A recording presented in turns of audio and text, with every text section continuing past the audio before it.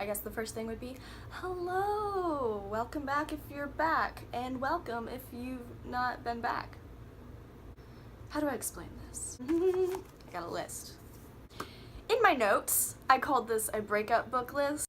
A list of books and kind of like the reasons why I read them in my own personal life, and like a nice way to, yeah, buddy, yeah.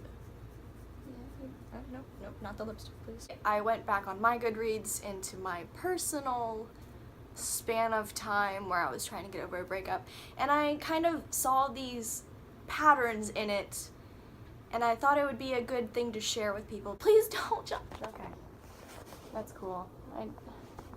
No, baby, no, not the books!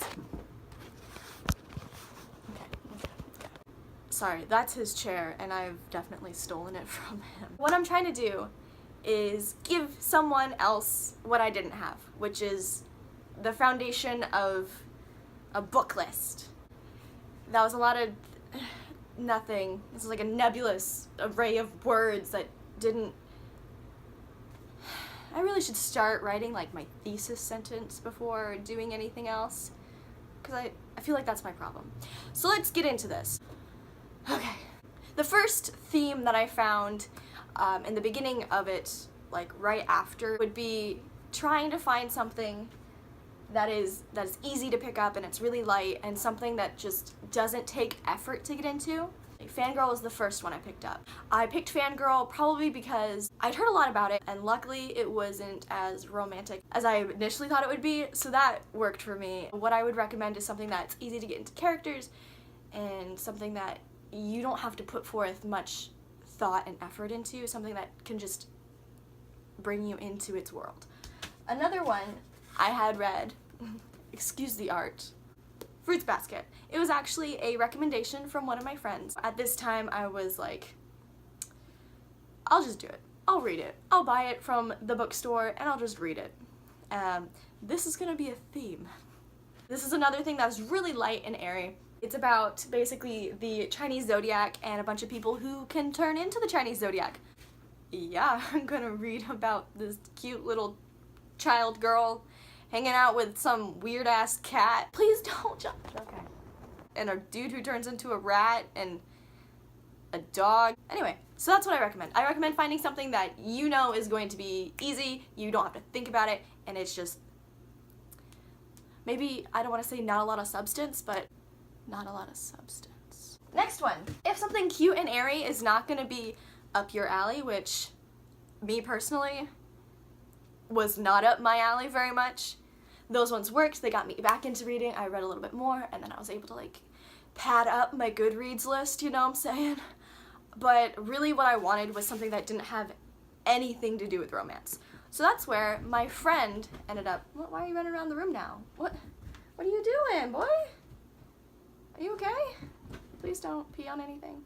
Anyway, the next thing that I would recommend then, if you're not trying to go light and airy, is to go easy and dark. Berserk is basically, I haven't read this one yet. This is the one I'm currently about to read. Oh, come on, dude. Come on. You're not gonna make this very easy, are you? Maybe. Anyway. Oh, you hit my camera, didn't you, you asshole? Okay. It's dark, twisted, probably not for an immature audience. I would definitely recommend 17 or 18 or older, or you know yourself. You know yourself better than I know yourself. It might help if there's no aspect of romance. I know that's how I lived my Netflix life. I ignored all the rom-coms and anything that remotely reminded me of my situation, and I went straight for things like this. So, that's my second recommendation. I have piles. I got piles. Stacks, whole stacks, whole stacks, whole stacks, whole stacks. Third thing that I saw myself doing was finding stuff and going back to that stuff. Books. Going back to the books that I knew I had a deep love for and that just made me feel good and made me feel more myself, which is a really good theme to stick with. Hey, so I don't say the actual title, so there's a picture of it. Yay, sorry. If there's an author that you love and they're coming out with new books, mark it on your calendar. Go out and get that book. Self-love, my friend. Enjoy it. Make a day of it. Because of this series, I had gone to my Barnes & Noble so much, I got suckered into getting a Barnes & Noble membership. Like, the cashier actually said to me, hey, do you want to get this membership? And I was like, no, it's okay. I really shouldn't be here as much. And if I get a Barnes & Noble membership, I'll just be here a lot more often. And he was like, I've seen you here a lot recently. And so that's the day that I spent $25 to be a Barnes & Noble member. Anyway, then when you go for new releases, you can get Starbucks coffee for 1% off. New releases, Starbucks coffee at a discount. It makes a really good self-care day for me. So that's one of my recommendations. One of the things that really helped is having a friend who cares a lot about you and knows about you and wants to take you out places. I had a lot of really good friends who were there for me. And I know, and I hope at least, that you do too, because that's something that really helps you. Am I getting teary-eyed? Oh my god. Maybe it's because I love you guys so much. Since you knew how much I love these things, my friend Keanu actually went on Amazon and then randomly one day told me, hey, be on the lookout for a package. And he had sent me a couple of Rudy Francisco's poetry books. Let's see here. A poem that went around on Tumblr that made me love him, called A Lot Like You. Getting these in the mail and having this thing that I wasn't expecting and I loved so much already, because Rudy, if you haven't heard any of his slam poetry, you should go read, watch, be a part of him. He's amazing. His Instagram is awesome. Everything about him. I love Rudy and I hope him the best. So another thing would be to be with your friends and then also get things that you love and, you know, keep up with that self-love thing. That can be a theme as well. So the next part of the go into something you already love and like cruise on through that, give your feels some, you know, some boosts, some good boosts. I feel like, I don't know where I was going with that, and it felt like it was going to become a video game reference. Magic mushroom, 1-up life thing. Anyway, so another one of those things that I knew I was into and I was going to just like dive deeper into it was the Grishaverse. This is personally, of the ones that I own, my favorite cover. I only own 2, so it's this one and Ruin and Rising, so yeah, obviously I like this one better. That's the thing, is I love Six of Crows, loved Crooked Kingdom, and so I'm just gonna keep reading Lee Bardugo. I just wanted to keep reading Lee Bardugo, and so I did, and it made me easier to, it was easier to get into. That's the theme of that.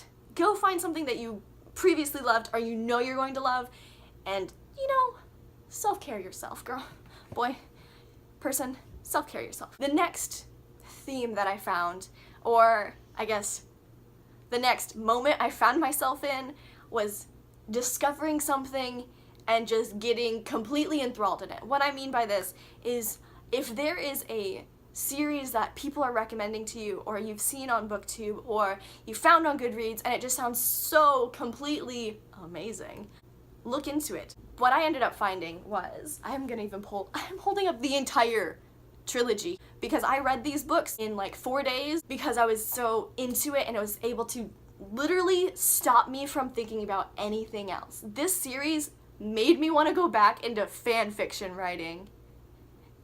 I don't know if that tells anything to you about how into this I was. Anyway, let me grab that. Welcome! Welcome to Aka Tar, Aka Math, and Aka War.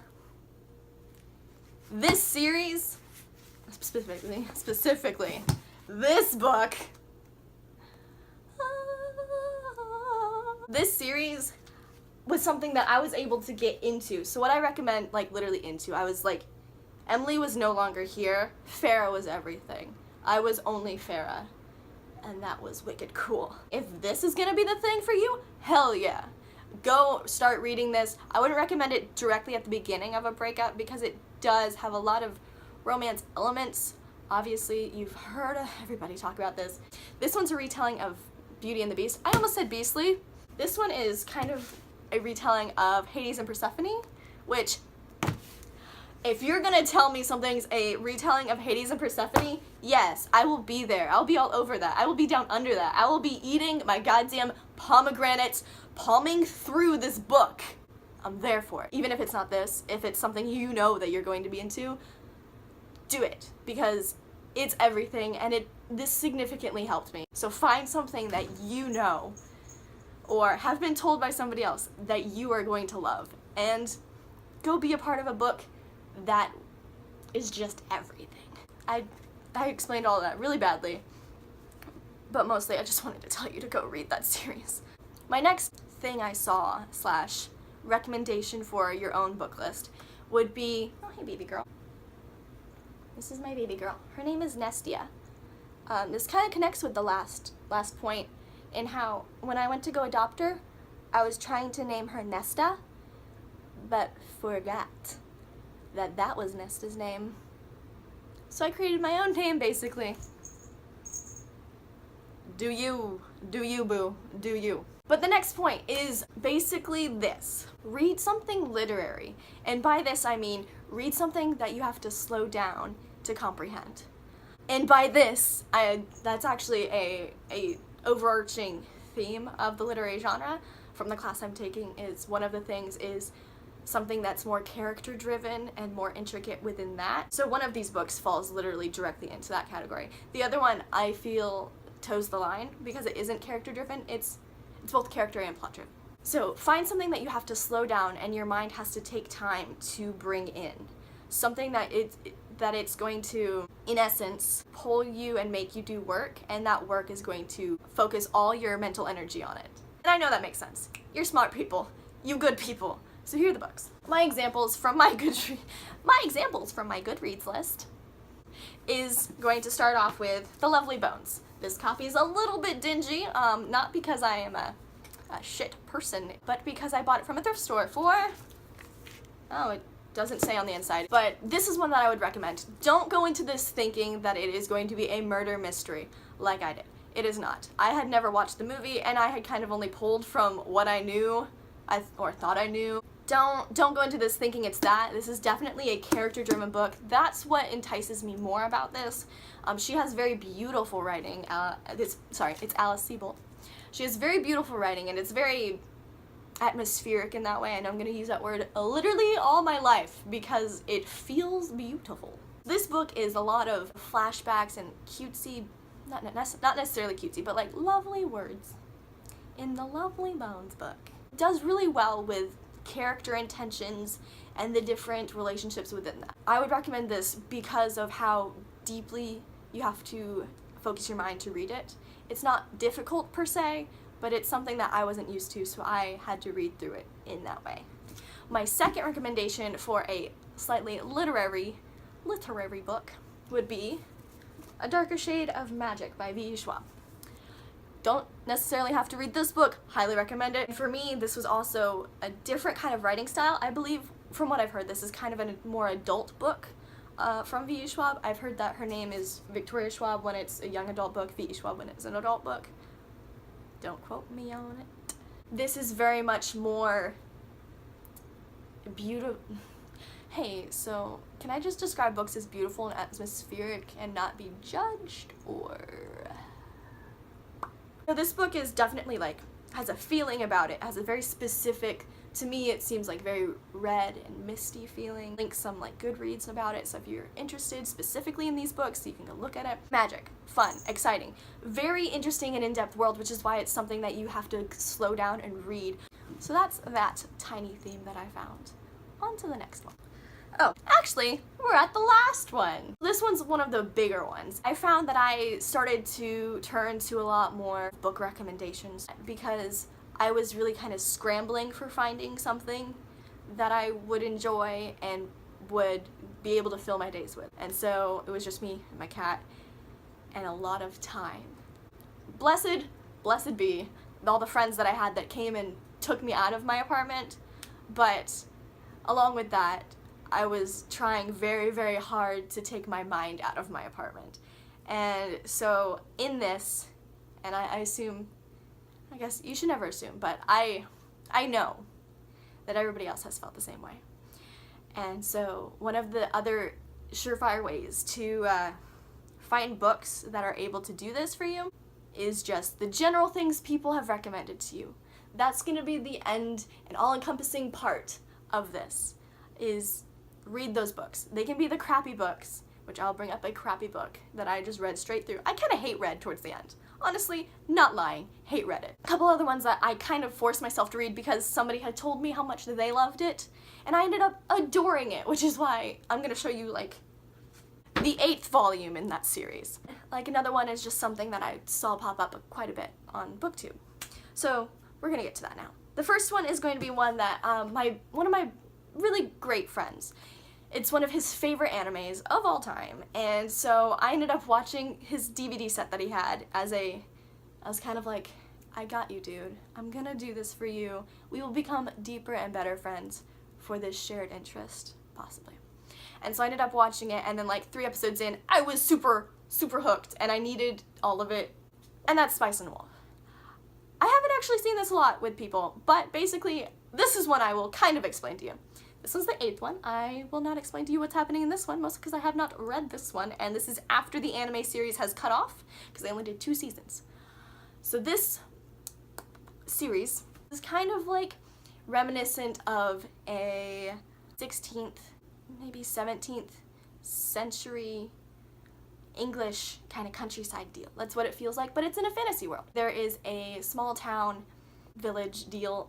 I need to know something deal. This village would worship a wolf, and this wolf was what brought their harvest. There became a time when their technology surpassed what they thought the wolf could do for them, and so they started to move away from it and kind of be a little blasphemous in their religion concerning the wolf and their promise. So that's where the story kind of picks up. You meet Holo, the wise wolf, which honestly, if I would cosplay, I would be 100% Holo, the wise wolf. Let me tell you. Why I would recommend this, or this kind of thought process, is you'll get closer to your friends. Now, me and my friend Chaz, we have one really hardcore thing in common, and that's Holo and Lawrence, I'm saying. Another one that I have here, actually, let me hold up both of them. These ones I kind of got through Booktube, and they might not be books that I absolutely adored, but I really enjoyed them, and it's something that I was able to get through because I knew so many other people enjoyed it, and so I wanted to see what it was about. And I'm going to put that with The Girl in 6E and Throne of Glass. They're Sarah J. Maas and A.R. Torrey. Torrey? I don't know. These 2 books, specifically Throne of Glass, I've seen everywhere, was a fan-ish of the book. I have a thing with people who use explanation points in their writing incessantly, and personally I believe that if you have to use that many explanation points, you're not using the power of your writing to the extent that you could be. But if I have the time, I might pick up the rest of the series, and I would be okay with that. So basically, it wasn't too bad. The other one is Girl in 6E. It's basically, what? I'm gonna explain books, but then I'm not gonna explain books, then I'm gonna explain books. This one is definitely a more mature book. She is not a call girl, but she is a cam girl. That's what it is.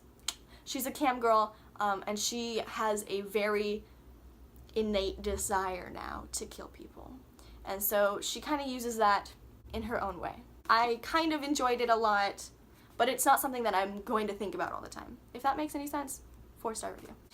But with that all being said, and my personal feelings about those books, find books and reviews from people that you might consider someone that you trust, and like try some of their things out. It's a fun, interactive feeling, so I would say do that. The last one I'm going to bring up for that, you don't necessarily have to enjoy these books that people recommend to you. You just have to have something going with it. And in this instance, I'm going to bring up Heartless by Marissa Meyer. Maybe it's that I just don't like Marissa Meyer and I just despise her storytelling. Because I did not like Cinder and the Lunar Chronicles. Did not enjoy it. Because I read the first one because I think it was on a book list and I wasn't a fan. But I really wanted to try with Heartless, which was basically a retelling / prelude to Alice in Wonderland and the Queen of Hearts. Loved the premise. Hated the subject matter. And by subject matter, I mean how, honestly, I could do a very long talk about this. So I'm going to just cut that out. Because of how disappointed I was with how the plot went, I continued reading it. And I continued reading it hoping that it would get better, and hoping that Jabberwock would slaughter a couple more people. I felt like the characters did not have any motivation. There was no reasoning behind the love and the love interest and the love that you were supposed to feel between them. I cared for about 3 characters in a grand cast of many, many characters, and I felt like the end was the best part, even though I cared about only half of the relevant motions going through it. None of that will make sense unless you've read it and hated it like I did. However, I'm going to recommend reading books even if you don't like them that are being recommended to you, because like me, if you hate read it, you're still reading something and you're still putting your energy into it. And putting your energy into something else besides your own feelings sometimes can be a very good experience. Besides that, you can bond with other people who hated it. Like me. So, my cats are asleep and I'm still yelling. Sorry, cats. That is my list of books. I'm kind of mostly sorry that it was a little bit jumbled and a lot of just weirdly pieced together information. But all in all, what I want to say is that you should definitely, especially if reading is something that you enjoyed wholeheartedly beforehand, I think that you should try to find books that can pull you back into it, bring you back to how you felt, maybe not exactly how you felt beforehand, but to make you feel more yourself again. And I think that's a really healthy thing to do, in my opinion. I might have somebody call me out for that and that it's not, but in my opinion, I think it's very healthy to try to pull yourself back together through the things that you love, whether it's your friends, which honestly I highly recommend, your friends, your activities, and I know that it's incredibly difficult and it's never going to be easy, but I hope creating your own list is going to help you get there. And always remember that it's their loss and they are missing out. I think that's how I'm going to end it. Read unabashed and find yourself again. And I hope you have a really, really good day.